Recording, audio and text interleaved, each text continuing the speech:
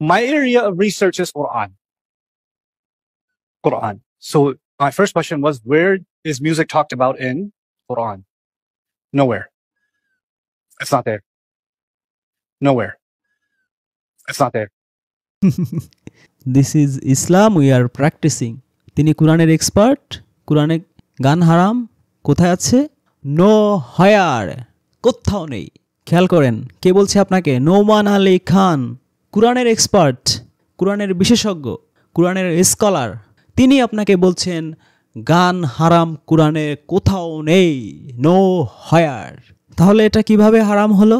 চলুন একটু শুনি ওস্তাদের কাছ থেকে। Nowhere. It's not there. The one place where you can argue it might be there is Surah Luqman. وَمِنَ النَّاسِ مَنْ يَشْتَرِي لَهْوَ الْحَدِيثِ لِيُضِلَّ عَنْ سَبِيلِ اللَّهِ. Surah Luqman, among the people is someone who purchases vain speech to misguide others from the path of Allah. And the vain speech, lahwa al-hadith, the opinion, the famous opinion regarding it from Ibn Abbas is this is referring to music. So then the ayah would mean among the people is someone who purchases music. সেই বিখ্যাত 31 নম্বর সূরা লুকমানের 6 নম্বর আয়াত বলা হয়েছে কি লাহু আল হাদিস। এই মোল্লারা যে কি ধুরন্ধর, কি ব্রেনি, কি ক্রিটিক্যাল, এই একটা আয়াত হচ্ছে তার একটা জ্বলন্ত উদাহরণ।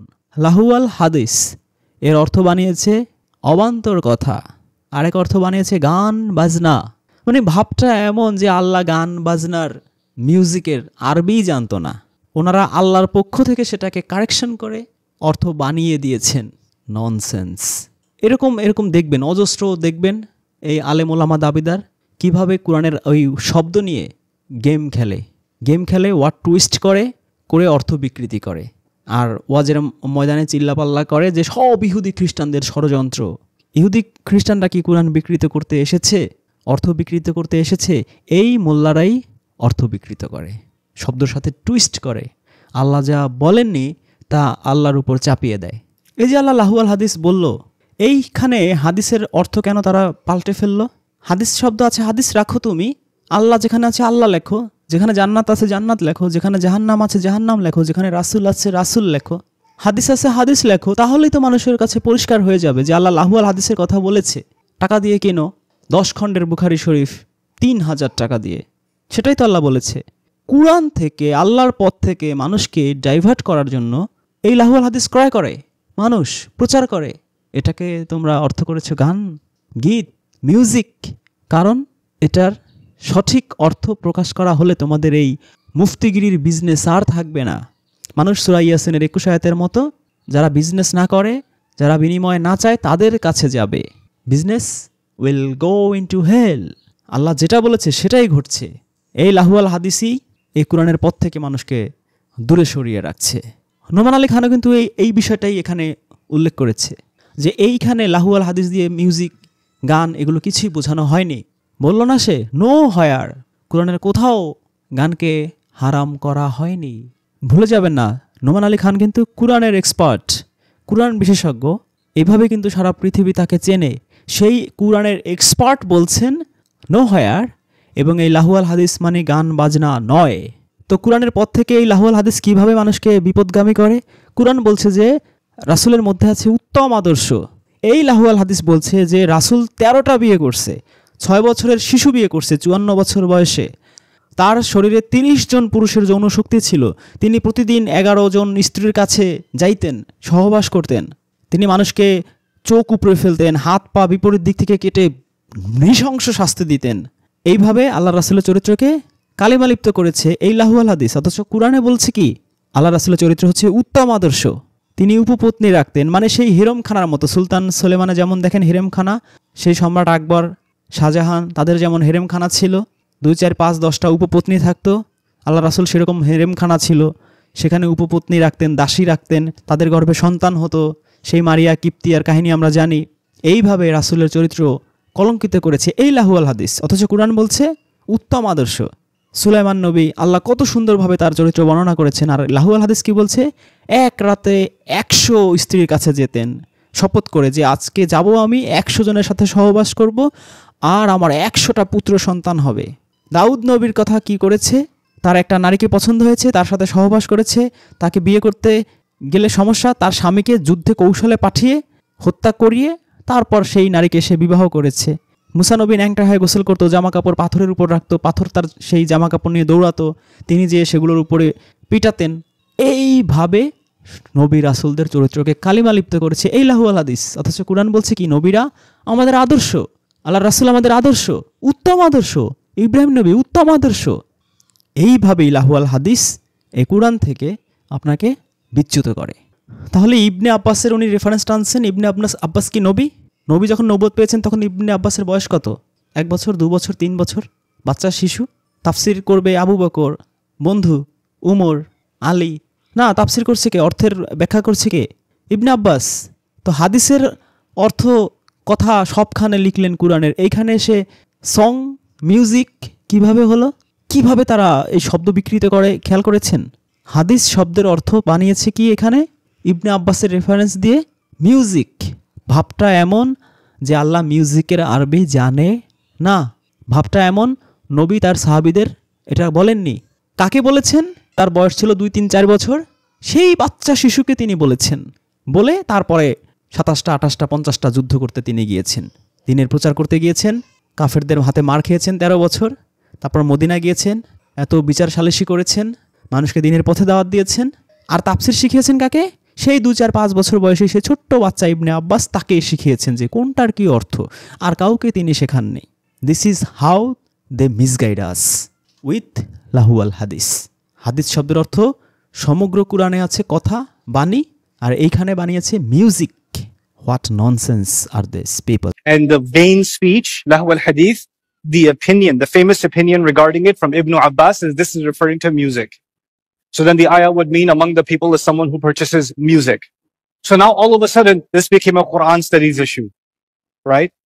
But Ibn Abbas radiallahu anhu has an opinion, and there are several other Sahaba who have several other opinions.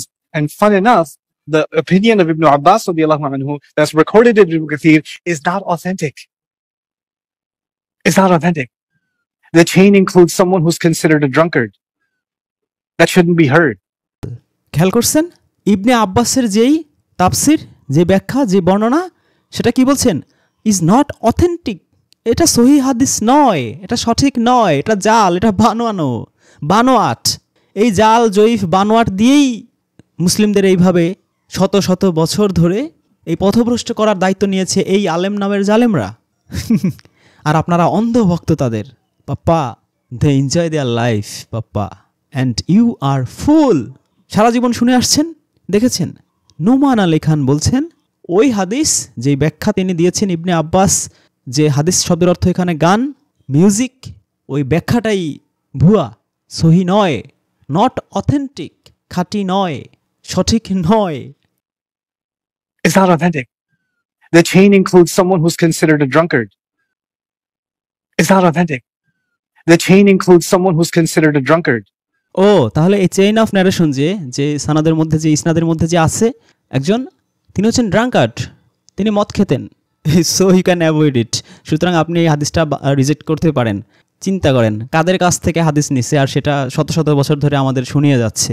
এখন আবিষ্কার করে ফেলছে যে এর মধ্যে একজন আছেন বর্ণনাকারী, তিনি হচ্ছেন ড্রাঙ্কার, তিনি মাতাল, মদ খেতেন। আবার এটাও শোনানো হয় তারা সেই যুগের সর্বশ্রেষ্ঠ সাহাবী, তাবেঈন, তাদের কাছ থেকে আবু হানিফা, বুখারী, তিরমিজি, তারা এই হাদিস কালেক্ট করেছেন। আর এখন এই 1400 বছর পরে আবিষ্কৃত হলো কি, যে এমন ব্যক্তিও ওর মধ্যে আছেন যিনি ড্রাঙ্কার, মাতাল। এই মাতালদের, গাঁজাখোরদের কত হাদিস যে আমরা এরকম শুনে আসছি, পড়ছি, মানছি, তার কোনো হিসাব নিকাশ আছে? সীমা পরিসীমা আছে? অমুক দোয়া পড়লে 80 বছরের গুনাহ মাফ, এরকম রিসার্চ করলে দেখা যাবে যে ওর মধ্যে 2-4টা মাতাল গাঁজাখোর আছে, চোর আছে, বাটপার আছে। এরকম 2-4টা এরকম থাকলেই আপনি ইউ ক্যান অ্যাভয়েড দ্যাট হাদিস। ওই হাদিস তখন খাড়ার উপরে, ওই হাদিস আপনার জাল জয়ীফ হয়ে যাবে, বানোয়াট হয়ে যাবে, দুর্বল হয়ে যাবে, আর ওটা 100% খাঁটি থাকবে না। তো আপনি চোখ বন্ধ করে যে খাঁটি খাঁটি মেনে আপনার হুজুরের কাছ থেকে যা আমল করে যাচ্ছেন, কে জানে হাসরের মাঠে গিয়ে দেখবেন ওর মধ্যে কত মাতাল গাঁজাখোর ঢুকে আছে ওই ইসনাদের মধ্যে। সেগুলো আপনি আমল করেছেন, সব ছিল ভুয়া, সব ছিল বানোয়াট। আপনার এক দিনের পাপও মাফ হয়নি, 80 বছর তো অনেক দূরের কথা। বিনা হিসেবে জান্নাতে যাওয়ার আমল করছেন, ওই হাদিস থেকে দেখা যাবে ওই মাতালের হাদিস, গাঁজাখোরের হাদিস। ওই আমল করলেই নবীর সুপারিশ কনফার্ম যে দেখবেন যে ওই রকম গাঁজাখোরের মাতাল 2-3টা ওর মধ্যে ঢুকে আছে। এটাই এটাই truth is from your Lord. সত্য একমাত্র আল্লাহর পক্ষ থেকে আসে। এ কারণে আল্লাহ কুরআনে বলেছেন এই শরিয়ার মধ্যে সুরাকা ঢুকিও না, শরিক ঢুকিও না। এই দিনের মধ্যে যে শরিয়া, সূরা শুরা আয়াত 21। The opinion of Ibn Abbas radiallahu anhu that's recorded in Ibn Kathir is not authentic. It's not authentic. The chain includes someone who's considered a drunkard.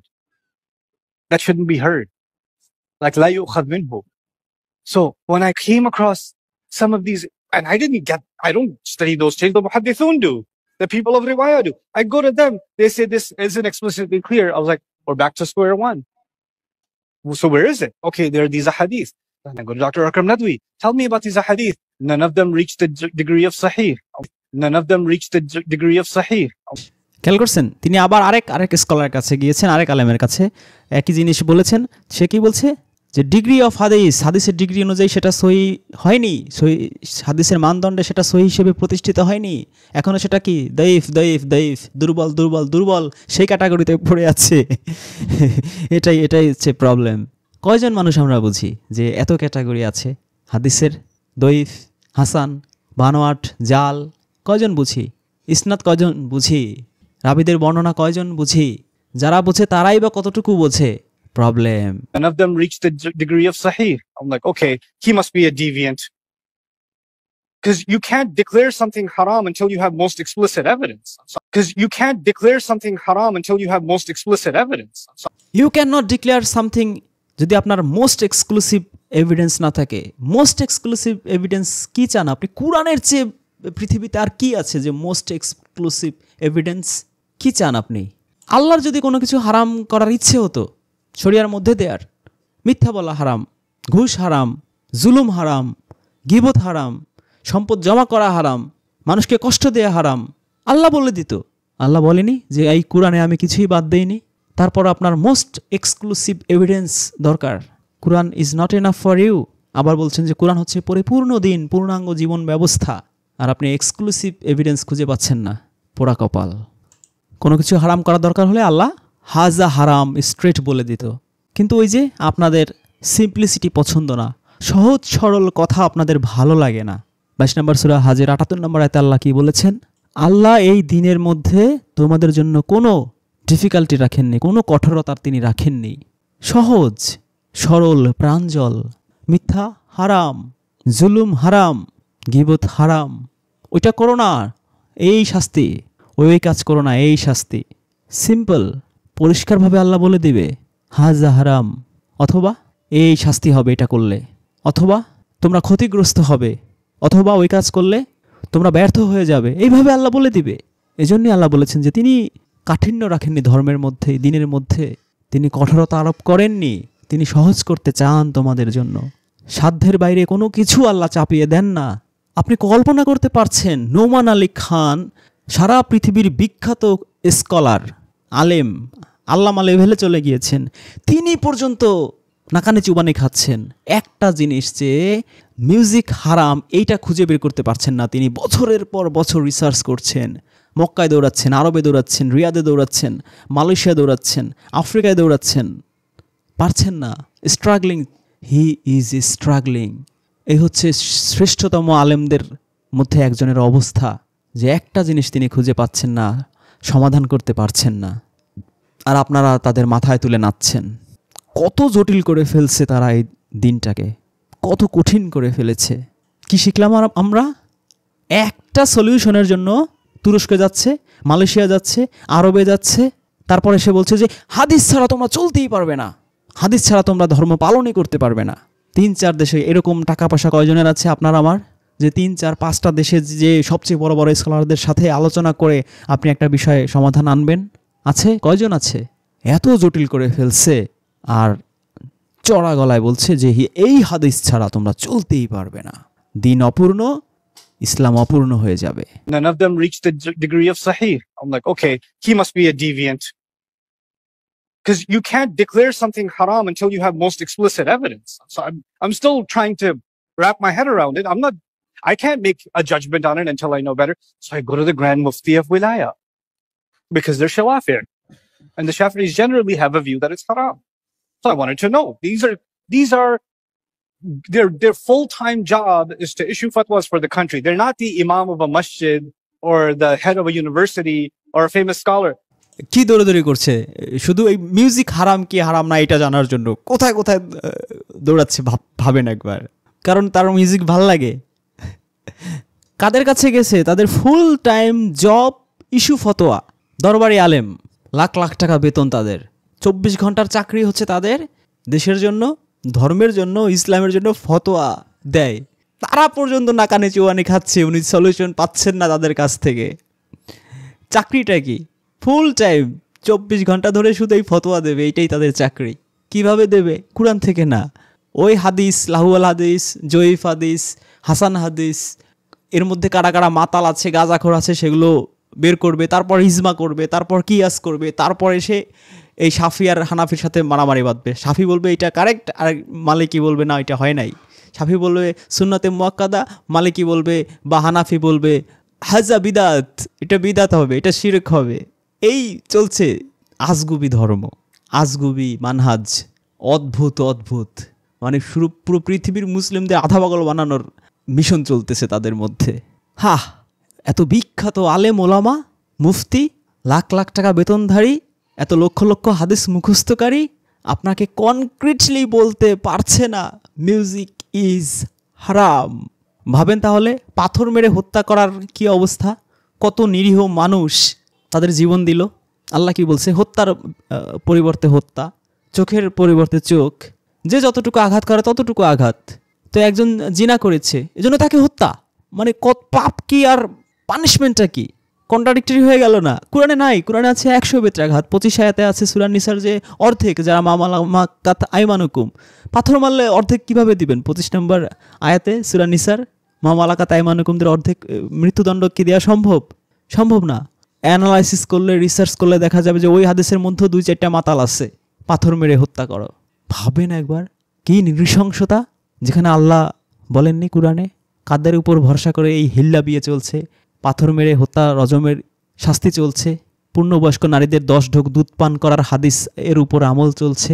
ভাবেন, this is our interesting religion they have made with their hadith. আপনার জীবন আপনি কাদের হাতে তুলে দিচ্ছেন? এই রাক্ষসদের হাতে। তারা হেরেমখানা খুলবে, 5টা-10টা বিয়ে করবে, আর আপনাকে পাথর মেরে হত্যা করবে। এদের হাতে আপনার জীবন দিয়েছেন তুলে। তাহারা যাহা বলিবে তাহাই শিরোধার্য। অথচ দেখেন যে একটা শুধু মিউজিক ইজ হারাম, সেটা তন্ন তন্ন করে খুঁজে সকল মাযহাবের আলেমদের কাছে দৌড়িয়ে তুরস্ক, মালয়েশিয়া, আরব দেশ ঘুরে এই বর্তমান পৃথিবীর শ্রেষ্ঠ কয়েকজন আলেমদের একজন আল্লামা নোমান আলী খান সলিউশন আনতে পারছেন না। কিভাবে তারা এই যে আরেকটা আয়াত, Their full-time job is to issue fatwas for the country. They're not the imam of a masjid or the head of a university or a famous scholar. These are literally, when Allah says, "Ati'u Allah wa ati'u Rasul wa ulil amri minkum," obey Allah, obey the messenger, obey the ones in positions of authority among you. These are the ulul amr for the entire country. তিনি coat করছেন 4 নম্বর সূরার 59 নম্বর আয়াত। আতিউল্লাহ, আতিউর রাসূল, কিভাবে তারা misplace করে কোরআনের আয়াতের, আল্লাহকে মানো, রাসূলকে মানো, ওইখানে এটা ডিটেলস আলোচনা করেছে। এইখানে দেখুন কি বলছে, উলিল আমর মিনকুম, যাদের অথরিটি আছে। এটাকে কিভাবে টুইস্ট করেছে সেই লাহুয়াল হাদিস ওইখানকার শব্দের মতন। অহলুল আমর মিনকুম, এরা কারা? তারা এইটাকে বানিয়েছে, কোথায় নিয়ে গিয়েছে? এটা মানে হচ্ছে স্কলার, মুফতি, মুহাদ্দিস। এর অর্থ করেছে মুফতি, মুহাদ্দিস। রাসূলের যুগে যে মক্কা বিজয়ের সময় যে প্রায় 1 লক্ষ সাহাবী ছিল, তার মধ্যে কয়জন এরকম ছিল? রাসূলের এখনকার যে মৌলানারা 30 লক্ষ হাদিস মুখস্থ, কয়জনের এরকম 30 লক্ষ হাদিস মুখস্থ ছিল? শত শত হাজার হাজার সাহাবী ছিল যে 5-10টা সূরার বেশি জানতোই না, 5-10টা সূরার বেশিই জানতো না। সেখানে তো লক্ষ লক্ষ হাদিস তো অনেক দূরের কথা। বাড়ি ঘর ছিল কোথায় কোথায়, হয়তো 6 মাস পর একদিন আল্লাহ রাসূলের সাথে দেখা হতো। তাহলে অহলিল আমর মিনকুম, এটার মানে স্কলার হয় কিভাবে? ওইখানকার স্কলার কে ছিল? তারা তো ওই বই দেখেনি, বুখারী শরীফ, তিরমিজি শরীফ, তারা তো বইয়ের নামও শোনেনি তারা কখনো। আল্লাহ রাসূলের মৃত্যুর 200 বছর পর্যন্ত তারা নামই শোনেনি। আবু বকরের কাছে 500 হাদিস ছিল, তিনি তা পুড়িয়ে ফেলছেন। খলিফা ওমর 1 মাস সময় নিয়ে মুজাকারা মুশাহাদা করে ওয়াদা দিয়েও পরে ওয়াদা ব্রেক করে বলছেন যে না, আমি অনেক চিন্তা ভাবনা করে দেখছি যে এই হাদিস এগুলো সংকলন করা যাবে না। আগের কালের নবী রাসূলদের উম্মতরা তারা এই কাজ করে ধ্বংস হয়ে গেছে, পথভ্রষ্ট হয়ে গেছে। সেই নবী রাসূলদের কথা কাজ মনসম্মতি এগুলো আমল করতে গিয়ে। আমি চাই না যে এখানেও ইসলামেও তাই ঘটুক। সরে এসেছেন তিনি, সেখানে উলিল আমরের অর্থ বানিয়েছে স্কলার, আল্লামা, শায়েখ, মুহাদ্দিস। আল্লাহকে এখানে উলামা বলছে। উলামা শব্দ কি আল্লাহ জানে না? উলামা শব্দ তো আল্লাহ এখানে বলেনি, উলিল আমর বলছে। উলামা আর উলিল আমর কি এক জিনিস? উলিল আমর হচ্ছে যার অথরিটি আছে, আর উলামা হচ্ছে স্কলার। আল্লাহকে এখানে উলামা বলছে? আল্লাহ বলছেন উলাল আমর, যার অথরিটি আছে, যে কমান্ডে আছে, যে কমান্ডিং অফিসার, তার কথা বলেছেন আল্লাহ এখানে। 4 নম্বর সূরার 83 নম্বর আয়াতে গেলে আপনি দেখবেন যে এখানে বলা হয়েছে যারা কনসার্নিং সিকিউরিটি, যারা নিরাপত্তার দায়িত্বে যারা আছে, তাদের কথা বলা হয়েছে যে তাদের কমান্ড শুনবা। ধরুন আপনার দেশে ডাকাতি বেড়ে গিয়েছে অথবা বাইরের দেশ থেকে আক্রমণ শুরু হয়েছে, তো আপনার দেশে যারা আছে, ধরেন আর্মির লোক, বিজিবি, পুলিশ বাহিনী, তো সিকিউরিটির জন্য তারা কি করবে? যে ডাকাত পড়ছে, চুরিচামারি হচ্ছে বা বহিঃশত্রু আক্রমণ করেছে, তখন তারা আপনাদের কমান্ড দিল যে না, তোমরা রাত সন্ধ্যা 7টার পরে ঘর থেকে বের হবে না। সেইটা আপনি শুনবেন সিকিউরিটির জন্য, যে আপনি রাস্তায় বেরোলে হয়তো কোথাও আপনার গুলি লাগতে পারে, ডাকাতে আপনাকে হামলা করতে পারে, ছিনতাইকারী হামলা করতে পারে। তারা বিভিন্ন কমান্ড দিচ্ছেন সিকিউরিটির রিজনে, নিরাপত্তা রিজনে। বা যুদ্ধের মাঠে আপনি গেলেন, একজন আমির ঠিক করে দিল আল্লাহ রাসূল, তখনকার প্রেক্ষাপটে বলছি, সেখানে আপনি কমান্ড শুনবেন তার। সে বললো যে ঠিক আছে, তোমরা এই যে উহুদ যুদ্ধে কি, খন্দকের যুদ্ধে কি হয়েছিল, আল্লাহ রাসূল কমান্ড দিয়েছিলেন যে তোমরা এই 20 জন বা 30 জন তোমরা ওই পাহাড়ের ওই সাইডে থাকবে। সে কমান্ড শুনেনি, না শোনায় কি ভয়াবহ অবস্থা হয়েছিল, আল্লাহ রাসূলের দাঁত শহীদ হয়ে গেছে, মারা পর্যন্ত যেতে পারতেন, পুরো যুদ্ধ হেরে গেছে। তো ওই যে আমর যে থাকবে, নেতা যে থাকবে, তার কথা তো শুনতে হবে, তা নাহলে যুদ্ধের ময়দানে আপনি হেরে যাবেন। সিকিউরিটি রিজনের কথা এখানে বলা হয়েছে, সিকিউরিটি রিজন বা যুদ্ধের ময়দান আপনি ধরতে পারেন, সেই পারপাস এখানে বলা হচ্ছে যে প্রশাসনিক ক্ষমতা প্রাপ্ত যারা, তাদের কমান্ড তোমরা শুনবে। এখানে সেই উলামা শব্দই আল্লাহ এখানে বলেনি, সেখানে অর্থ বানিয়ে ফেলেছে উলামা। কিভাবে শব্দ অর্থ বিকৃত করে এরা নিজেদেরকে সেই ওই যে মাওলানা, মৌলভী, আউলিয়া, সেই ভিডিওতে আলোচনা করেছিলাম যে এই মাওলানা শব্দটাও আল্লাহর লকব, চুরি করে ডাকাতি করে নিজেদের নামের আগে লাগিয়ে দিয়েছে। আউলিয়া শব্দ আল্লাহর লকব, চুরি করে ডাকাতি করে নিজেদের নামের আগে লাগিয়ে দিয়েছে। এখানে বলা হলো উলিল আমর, যে ক্ষমতাপ্রাপ্ত যারা, কমান্ডিং যারা, তাদের কথা বলা হয়েছে। 83 আয়াতে তো বলেই দিয়েছেন সিকিউরিটি রিজনের ক্ষেত্রে প্রযোজ্য এটা। সেইখানে এই আয়াতটা নিয়ে আবার সে ডাকাতি করে আবার সেই স্কলারদের উপর তারা নিয়ে গেছে, যেটা এটা আমাদের বলা হয়েছে। আমরা যে মুফতি, মাওলানা, মুহাদ্দিস, স্কলার যারা এই 30 লক্ষ হাদিস মুখস্থ করেও সমাধান দিতে পারছি না যে মিউজিক ইজ হারাম অর নট। হিল্লা বিয়ে 1400 বছর ধরে হিল্লা বিয়ে চালিয়ে মাত্র 10-15 বছর হইলো যে এখন কানে ধরে তওবা পড়তেছে যে না, আমাদের ভুল হয়েছে, আসলে আমরা তখন বুঝতে পারি নাই। কোরআনে তো আসলে হিল্লা বিয়ে করাতে গেলে 3টা ইদ্যত পালন করার কথা বলছে, ডিভোর্স হইতে গেলে 3টা ইদ্যত পরিপূর্ণ না হলে তো ডিভোর্স কমপ্লিটই হবে না। আমাদের ভুল হয়েছে, এখন ভুল স্বীকার করতেছে। ছবি তোলা না, এখন তো বলতেছে না কোরআনে আসলেই ছবি তোলা নিষেধাজ্ঞা নাই, এখন নিজেরা ইউটিউব চ্যানেল খুলে সেখানে নিজেদের ছবি দিয়ে থাম্বনেল বানাচ্ছে। এখন আর প্রবলেম নাই, এখন ছাপাখানায় প্রবলেম নাই।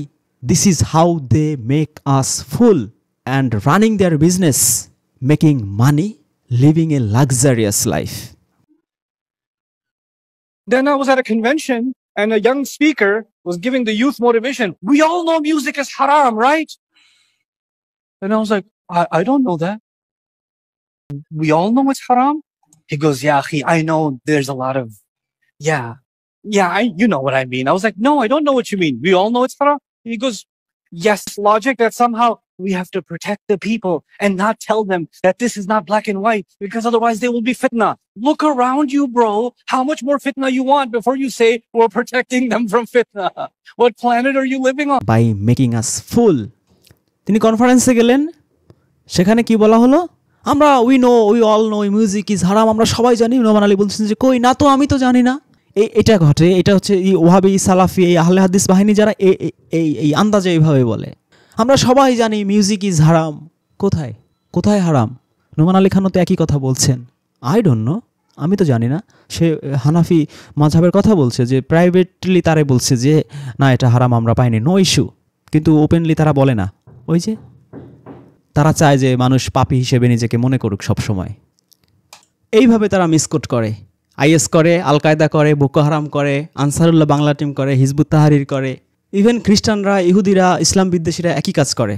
একটা আয়াত নেবে, মিসকোট করে এটাকে টুইস্ট করে, দেখো দেখো দেখো কোরআনে এইভাবে আছে, যাকে সামনে পাও তাকে হত্যা করো, হত্যা করো, ঘাড়ে আঘাত করো, জবাই করো।